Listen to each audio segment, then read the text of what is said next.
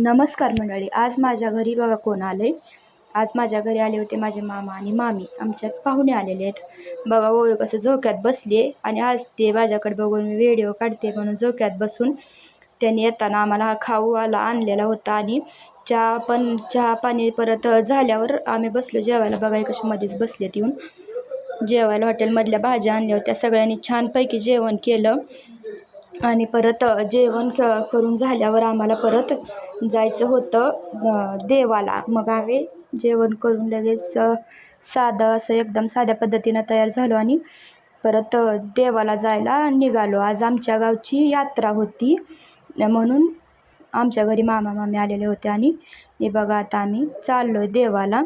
नाथाची यात्रा होती आज आमच्या घरची.